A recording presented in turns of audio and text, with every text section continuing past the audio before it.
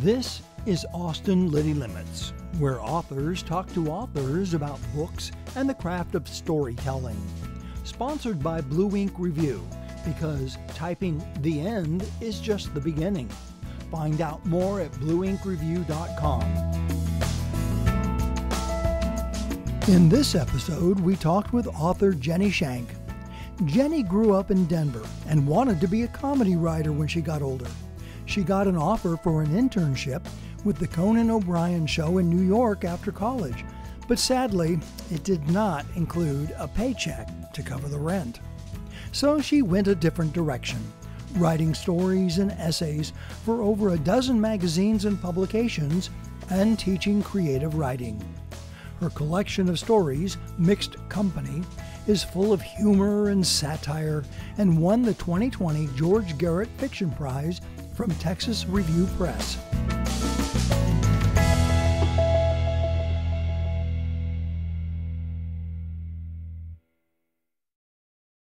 Welcome to the show, Jenny Shank. Thank you so much for inviting me. Excellent, excellent book of yours, Mixed Company, which, like I had mentioned, won the George Garrett Fiction Prize. Can you tell me a little bit about that experience of being selected for that prize and being published through Texas Review Press? Yes, well, it's been wonderful to work with Texas Review Press. They have been so cool. They gave me a cover that I just loved. Yes, it's very striking. Gave me a survey of like what kind of things I like on a cover, and it's like they took something out of my own brain. I don't know how they did that. And everyone there is just really kind and cares about literature. But as far as winning the contest, it came at a great time for me because when the pandemic started and my kids were like put out of school, I guess that was March 2020. Right. And then our kids were not in school like for, it seemed like almost a year or something like that. It was homeschool. And I ended up helping my kid, especially my son, who's younger, a lot with his work all day. So every day I was like working with him 4 or 5 hours and then doing my work for money like the rest of the time. And there was no time to write. And I got a little bummed whenever I can't write. I get a little sad. And I just looked at my day. I'm like, well, what do I have time to do? And I realized I had this collection of stories that's, enough for a collection. And I said, well, why don't I just take whatever minutes I have and I can enter it in contests, book publication contests, because that would like keep me focused on my writing career, even if I don't have hours and hours to write a new novel or anything. And so I just started doing that. And it's funny because it happened fairly quickly I'm comparing it to like experiences trying to find an agent, or I've had other experiences where it goes on forever, for years. Yes. But this happened pretty quickly. I think I found out I won it in like February or March last year. And then they were going to publish it in October. It got pushed to like 1 month later because of supply chain issues, but that's super quick. My first book, I think, took 2 years to come out or something from the time I signed the contract. So right. This just happened. It was like a wonderful surprise that like burst into my life at this sad pandemic moment. Yeah, there's something about awards. I mean, for me, there's some validation there. And you're right. It seems like they come at times when you're at your lowest. Yes. Because my book, To Squeeze a Prairie Dog, it won a Benjamin Franklin Award a couple of years ago. And at that time, I was kind of in a low slump as well. And it was a nice kind of lift. Yes. I mean, that's what you need to keep going, because it's, if you come as far as both of us have in writing stuff, you're used to rejections. You're used to maybe not being a bestseller, but sometimes it gets so low that you're like, should I carry on with this? And it really helps to have a validation of a prize or something like that. Yeah, I've tried to tell the experience of submitting books to people as being like, say there's 20 people online and 19 of them punch you in the stomach, and then the 20th one gives you a hug. You know, it's kind of like, it's such a relief. But the book Mixed Company, it's rife with situational comedy because you bring disparate groups together almost to kind of see what would happen in an experimental type of way. Can you talk, but let me step back a bit. There's also a lot of humor that comes out of that kind of strife. And can you talk about using comedy as either a literary device or something that you find important in your work? Because I found this book to be a lot funnier than it's kind of described. Yeah, that's the problem with my writing, maybe. I write funny stuff. I used to want to be a comedy writer.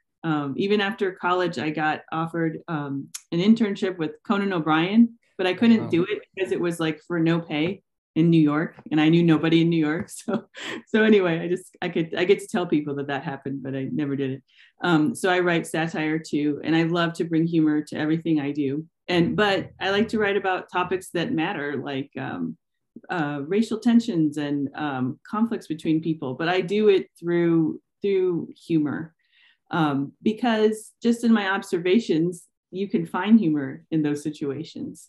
And what I like to think about humor is I got to interview Brady Udall once after he wrote the book The Lonely Polygamist, which is so hilarious novel.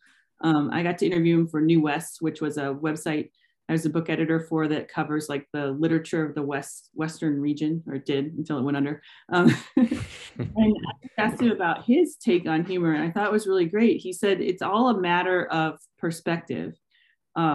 He said almost anything, if you look at it from the right distance or the right angle, can be funny. Now, with some exceptions, there's things that are not funny, like tragedies and abuse and things. But anything short of that, you can find humor in it.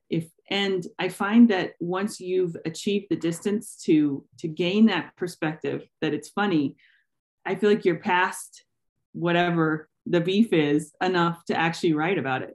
Because when you're in the moment, angry or frustrated about something, you're not seeing fully, you're locked in. But if you are at the point where you can joke about it, you've already achieved a little bit of distance in the perspective that gives you a chance to see the story, I think. Right. Yeah. For me, humor is kind of like subterfuge, it disarms people. And at least for me in my writing, I feel like it allows me to talk about some things that maybe on the surface, people wouldn't want to talk about, whether it's politics or relationships between people. And I think that's why I gravitated to your book so much, was that I do that myself in my writing, is I like to show that people can have relationships that don't seem like they could have relationships. Yes. Right. And so I found myself really laughing a lot with the situations that your characters were in. It was very funny to me. So where did this fascination of mixing, socially different groups together come from, do you think? So this just comes from my background. I have to explain it to people that aren't from Colorado, because they really haven't heard of what happened. So in like the 80s, Denver had racial desegregation order from the Supreme Court. And because everyone was living in different neighborhoods, they added busing to it. And so how that worked is that everybody in the Denver public schools, like I was in Southeast Denver, and it was a predominantly white neighborhood. And so they would take a bus or two of us and take us to, North Denver or something, to the school that was mostly Mexican American. And then we did that from like first to third grade. And then from fourth through sixth grade, they would take kids from that neighborhood and bring them to our neighborhood. And then for middle school, I went to Northeast Denver, to mainly all Black neighborhood. And the same, we were just being mixed, like shipped around and mixed together. And that was normal to me. And that's how I grew up, with all kinds of classmates, all kinds of teammates, all kinds of teachers, all kinds of friends. And so that's the situation in which I kind of see stories, is because I think that all ended, like busing ended I think it lasted just the duration of my schooling. Like it ended after my senior year. Mm-hmm. And everyone was like, oh, that was terrible, let's never do that again. But I was like, was it really terrible? Because everyone I know that went through it, I'm like, well, I have all these different friends that a lot of people aren't able to make friends like that across town, across culture. And that seems like the whole point of an education, is learning from other people. So I think that just shaped the way I see everything. And that's what I look for. That's what the stories I look for or that come to me are based on little frictions that arise out of situations like that. Right. So now there's, kind of like in the writer community at large, there's a discussion about people from different backgrounds writing about their own experience and other people out of those experiences not writing about, like let's say someone from the Black community. I find that my growing up experience is similar to yours, where I had a mixed group of friends from different backgrounds. I grew up in San Antonio, which was pretty diverse. And then I spent some time in Montgomery, Alabama in junior high, and they had a busing system as well, where they brought kids from across town. So my experience is similar to yours, but there is a conversation now that people should respect other cultures and maybe not write about experiences from those cultures. So how do you feel coming from a background of having a diverse group of people in your community and wanting to express that in your writing? So I've thought about this a lot and I've read about it and I've thought about it. And right. I agree with the need for stories told from the perspective of the group that's being written about. That is so important. That it wasn't elevated enough. There weren't enough books published or promoted that were written by people of color or, other groups that are just not, usually white men were the dominant group writing books. But okay, so I agree with that. Let's amplify all that. And I promote all that in my teaching. I recommend books from all kinds of writers all the time. And in my book review work, the same. But then the question becomes, okay, so what do I do as a white writer? And I read this really great book called White Flights by Jess Rowe. And he has analyzed how certain white writers are writing about cities that are very diverse and you don't see any non-white characters in them. And he pointed in particular to Ann Tyler, who I love Ann Tyler, but she sets all her stuff in Baltimore and it's like only white people ever that you see in the books. Right. And basically he says it in a very eloquent way, but he's like, that's weird. It's weird to write a segregated book. And I also noticed in my work as a book reviewer, I was seeing, because of this conversation, I was noticing that white writers would seem to be gravitating towards time periods and settings where there just wouldn't be any non-white characters. So they don't have to worry about it, Right. And I was like, well, that seems a little bit like a cop-out. So I'm just going to blunder forth, and I'm not going to write from a perspective of someone different from me. All my stories are kind of from the perspective of a white character, but I'm going to include everyone. I'm going to do it with the utmost authenticity I can bring to it and just do my best, because I don't want to add another segregated book to the shelf that has that weirdness to it that Jess Rowe writes about, of like just ignoring that these people exist. Right. And having done that, then it's totally the absolute right of any reader to say, you've gotten that wrong. And here, this is better. And, you shouldn't have written this one thing. That's totally the right. I feel like it's a sacred right of the reader to have whatever opinion they want about the book. But as a writer, I had to include everybody. It just, I searched my soul and I searched the possibilities for a white writer. And I thought, I have to do this. And then anyone's welcome to say, that's a terrible line of dialogue or whatever, whatever. Right. Yeah. So 3 of my favorite stories in your book have happy endings or positive endings, per se, like Casa del Rey or Local Honey, but they didn't feel forced to me. How do you approach coming to a positive ending and have it not feel overly sentimental or forced? So I enjoy a good happy ending, but I think when in the act of writing, maybe you shouldn't have it all decided that I'm going to make it a happy ending as you're setting out. You have to discover what the story wants as its natural ending. And my favorite kind of happy ending, and I think is kind of along the lines of these endings, though not as brilliant, is like Jessamine Ward in her book Salvage the Bones. It's about this young girl. She's growing up in Louisiana just before Katrina hits, and she's in poverty with her family, and she's a pregnant teenager. Lots of bad stuff happening. Lots of terrible sadness happens throughout the book, and she's hiding from her brothers and her dad that she's pregnant. And finally, after they've gone through Katrina and survived, she finally tells her family, this predicament she's in.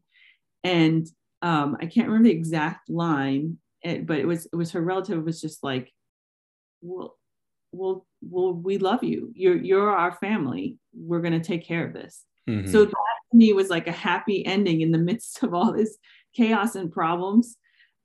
Is just like, why did you even think that we would toss you out? Or why did you even think that we would stop loving you because of this? Or we wouldn't support you, whatever needed to happen because of your baby. So that's the kind of happy ending that I like, that's authentic, that's found in the midst of like real pain. Like I think for L'Homme de ma vie, that, there's real pain in that with the mental illness of the mother, but mm-hmm. you still love each other. You can still move forward. In Casa del Rey, where the neighbors are at odds, the narrator needs to make the leap of seeing the humanity of her neighbor, her crazy, wacky neighbor. And then, we can have happiness. We can live next to each other in harmony. Right. I love in that story where she ends up getting a ride from the wacky neighbor.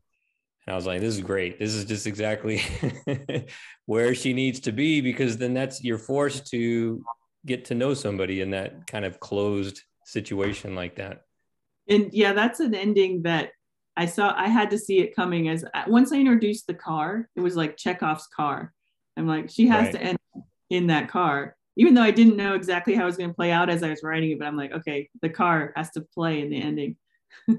Well, this is a great lead into my next question. So when you're sitting down to write a story, let's say you have 10 stories, do you plan 10 stories, or do you just let them happen in the session? Do you work them out, or are you a pantser and just kind of pants out a story?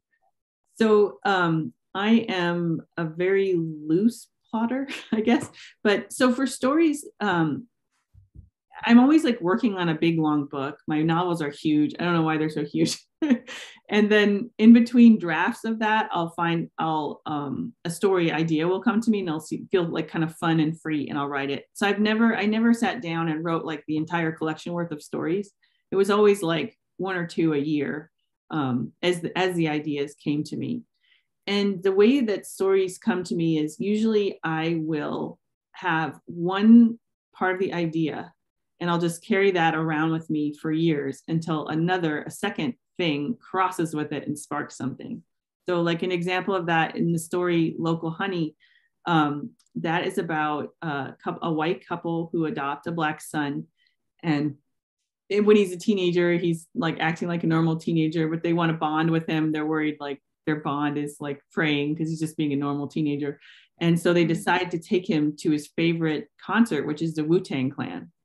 And so that story came about, like, I used to be a music critic, and I got to interview Raekwon from the Wu-Tang Clan. And awesome. Yeah, I got to go to the show. And I've never been like so jostled as I had been in that show. And I was probably in my late 20s at the time, but I just had the thought it would be so funny to like stick a middle-aged woman in this situation that I'm in right now. So I just kind of held that thought, and then in the back of my head. And then I was just thinking about writing something about a family, a transracial adoptee, because I have friends who are adoptees and friends who have adopted people that are of a different race. And I just was thinking about, the various issues they face. And then it kind of like sparked together to put the Wu-Tang part with this interest I had in transracial adoption. And then once I have the two sparks and I'm sitting down to write it, probably I have like little islands in the story. I'm like, okay, right. I know that I'm going to be at the concert. I know that this other thing has to happen, and then maybe this other thing. And I have no idea what else happens in between. And then I just have to kind of write to connect the islands. That's how I describe it. I think that's your style and my style are very similar because I've become a plotter with my stories out of necessity, but it's a loose plotting. So I'll have dotted things along the way, but I leave room in the middle to have some discovery because there's some fun there. But what I've discovered in the past, being a pantser before, is that the stories can be too meandering. Yeah. And I learned that through reviews where people would say, well, the story kind of meanders. And I thought, well, I don't really want that anymore.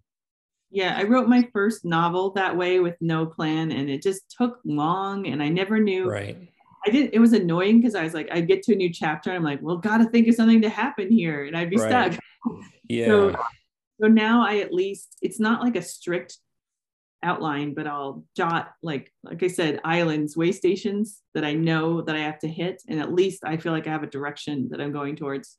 And then as I continue the drafts, I will refine the outline to be more tight as I go on. So being a teacher of creating writing, what does that inform you about your own creative writing, telling others how to write stories? So I love teaching. I love reading. All my students write in all different genres, and I love working with any genre really. And it's interesting how so people that are in science fiction or fantasy, they come in and they have really wonderfully crafted chapters. Like they know how a chapter should work. They know how tension should work. And then I'm usually just like, now you need the emotion. Like, what is the elf feeling here? And then so I'll just prod them about the elf to get, what was that elf's dad like? Things like that. But then my more literary fiction people often have the emotions, the beautiful descriptions, and they need more of that plot and structure that I see those people have. So it's just like bringing it all together and encouraging the writer to bring in all the techniques that a toolbox can have from any genre. And I love just, I think I learned the most about a writer from just reading other books closely. And so one thing I like to do with my students is we'll read the best American short stories every year together, like one story at a time, and we'll just have a little conversation about it. And that's always good because there's always some stories that people love and some that they don't like, but I make them articulate, well, why? And then I was just doing that about one story that it didn't hit me totally right, but as I analyze it, I'm like, it had a lot of great parts of it, but it was just like one little thing that didn't get me. So if you read in an active way, you have to analyze what is causing your response as a reader. And I think that really helps you write. All right, so now is the time in the show where we do the lightning round. It's 10 questions. It was inspired by Inside the Actor Studio, but it's not their concept. They stole it from Bernard Pivot, who stole it from Marcel Proust. Jenny Shank, are you ready for the lightning round? I have one question. Sure. Am I supposed to give like one word answers, or? You can do however you want. They're going to be short, but I just wanted to make sure. Short's great, but if they're longer, that's fine too. Okay. All right, are you ready for the lightning round?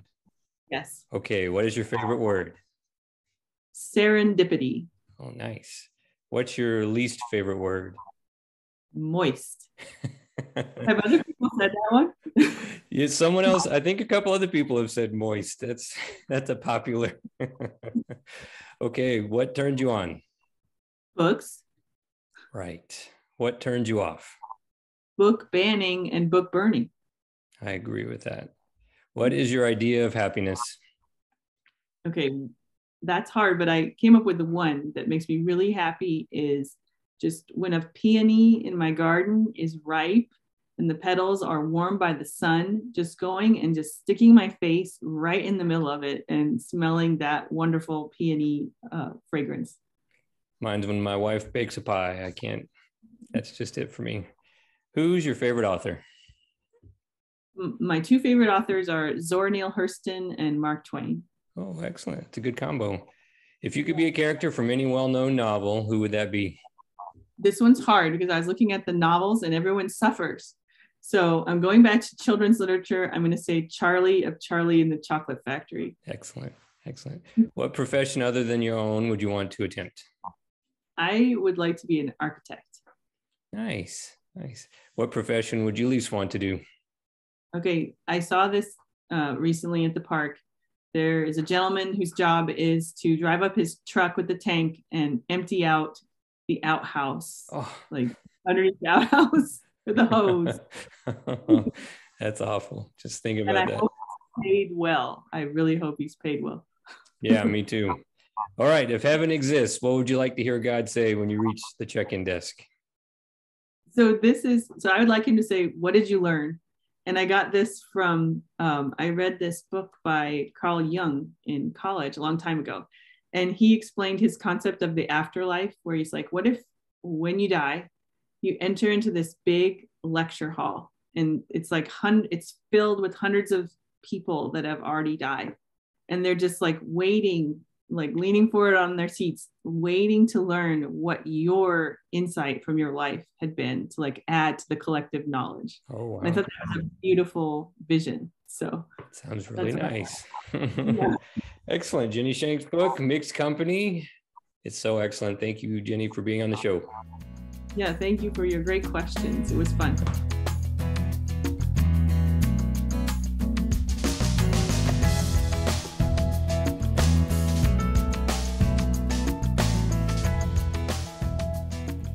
This has been a presentation of Austin Liti Limits, made possible with help from our good friends at Blue Ink Review, where typing "the end" is just the beginning. Find out more at blueinkreview.com.